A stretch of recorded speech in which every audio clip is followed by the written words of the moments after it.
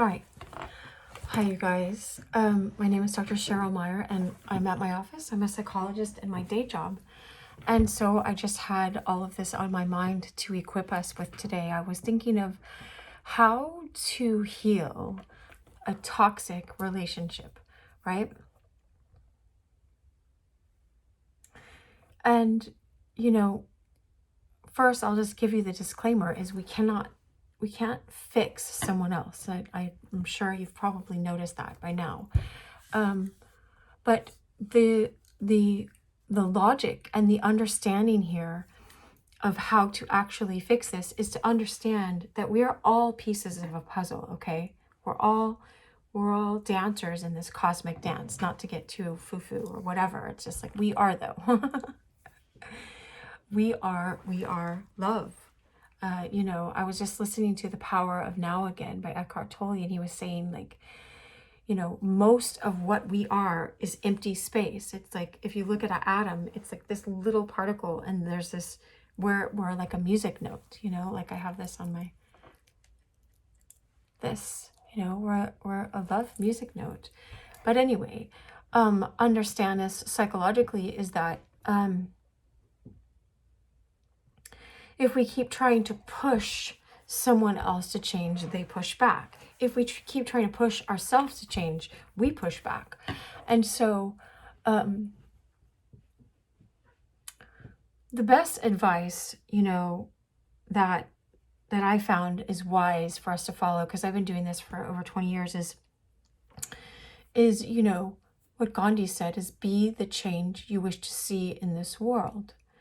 And Jesus said it a different way. He said, take the log, this big log, out of your own eye, and then you will be able to remove the speck out of your brother's or sister's eye, out of the other person's eye. It'll just look like a speck. So I look at it like if you're really, really hungry, right, and you haven't eaten all day, and you go to the grocery store, it's just like, rah, you want to eat everything, and you're like, you can get hangry and triggered and all this stuff. But if you've had your, 3 meals and a snack that day, and you just want to pick up groceries for the week or whatever, then you're just listening to the music, and you're chill, and you're being there, and you're not triggered, you're at peace. And so when you learn how to embrace the inner work and do it, and know yourself as soul, you already are whole as a soul in a way. We're made out in the image and likeness of God, of divine love. And so on whatever level you understand that so far, just be present.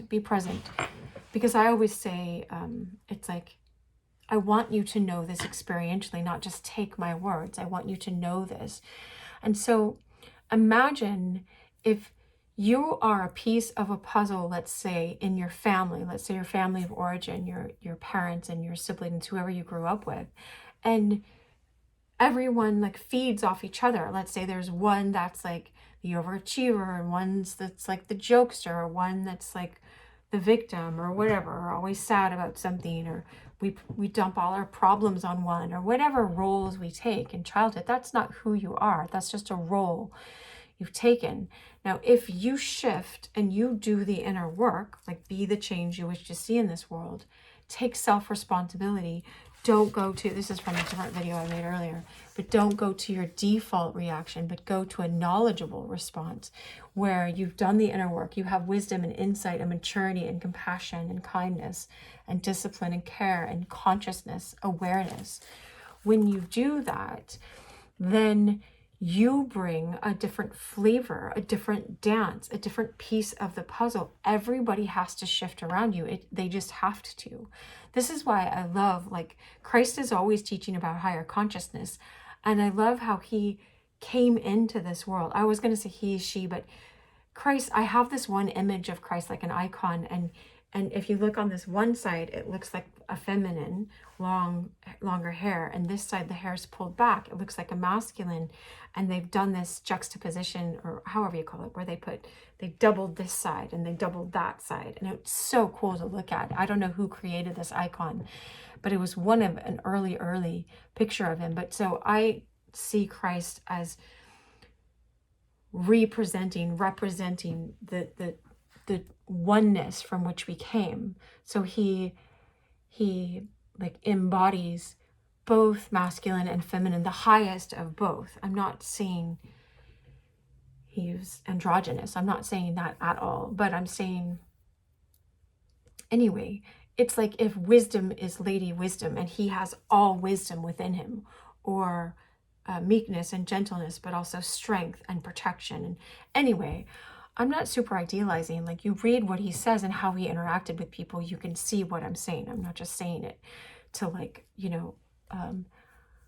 make up this stuff, right? But what I was saying is he teaches about higher consciousness.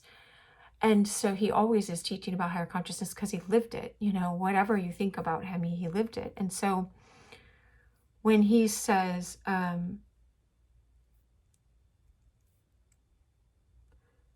take the log first out of your own eye, then he's giving us a clue.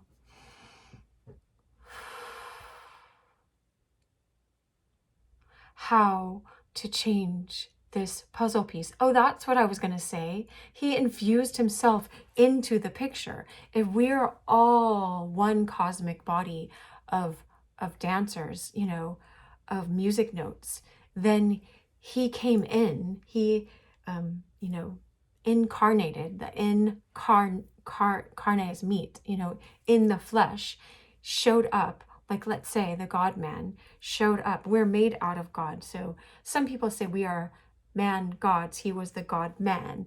But we're meant to be theosified. So that's all sorts of spiritual alchemy. So just stay with me for a second. But if he came in and showed the true way how to love, like the Buddha embodied in part, or Rumi embodied in part, or all the saints and the mystics embodied in part, he embodied in whole. And it's just like, just even that is a gift that he infused himself on this earth. So we have an example of what perfect love looks like. And anyway, so that consciousness, but just imagine if they say, some people describe it as this light. Oh, it's just like this. Okay, I have this picture that's one of my clients gave me. It's just like light coming in from a window. If these are all our souls, and we're in this shape, we're in this form of a human being, but don't worry, I won't get too out there. If like there's that spark of Christ in us, or the light of God in us, we're made out of the spark of God, let's say, and that's meant to be awakened and grow in us, and like the window cleaned so that light can shine through us. There's lots I'm talking about there, but let's just say, if you do the work, wax on, wax off, like Karate Kid, and clean that window and take the self-responsibility to, like, integrate the spoiled inner child, the inner child that was so wounded, that's directing our life by going, I want this, and these people need to give me that, and it goes into the sad feelings and the worthless feelings and the comparing and the judging and the criticizing and the I can't cope and the all of that. That's the wounded inner child. If we embrace that part of ourselves and be like, you know what, you were always meant to be loved, but you, the spoiled part of me that's trying to get its way and trying to fix things in these old default patterns, default reactions, you're not meant to be hooking me in and running my life. I am meant to be running my life. I, as a soul being, recognizing that you are the personality that's been developed over programming from childhood, and so back to how to fix toxic relationships is you start looking at, how am I feeding this toxic part? Not toxic like it's this horrible, but it's kind of like, oh, I think of the vampire movie, of Twilight movie, if you've ever saw that. They talked about like these and I'm so not into like talking about vampires and stuff like that. I just usually avoid that topic. But if you think of they talk about these changed immortals. So it's kind of like this 2-year-old that turned into a vampire that has no control. You don't want that running your life. You want to be like, look, this is my shadow side. Let me learn how to bring love and integrate and embrace and discipline and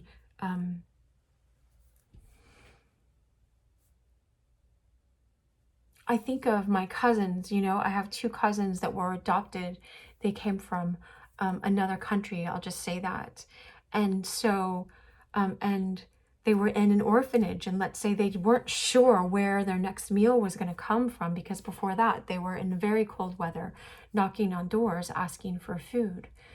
You're not going to get mad at them that when you adopt them, like my aunt and uncle did, and they don't know if there's going to be food on the table or if the refrigerator is actually going to stay full. They think that's just their temporary, and so, it takes work to be consistent and show this child there's going to be consistent food. Don't worry.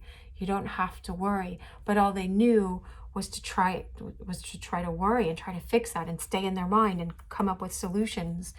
And so, you're not judging this part of yourself. You're having compassion, but neither are you letting this part of yourself just run and throw tantrums and insist that there's never going to be more food and you're not going to go get them a bunch of beer, they're kids, you're not going to get them that in order to try to make up for what they were lacking. You got to teach them by consistent love and consistent showing them and consistent direction. And so how to change the toxic relationships is look at the ways you have been toxically enabling another person.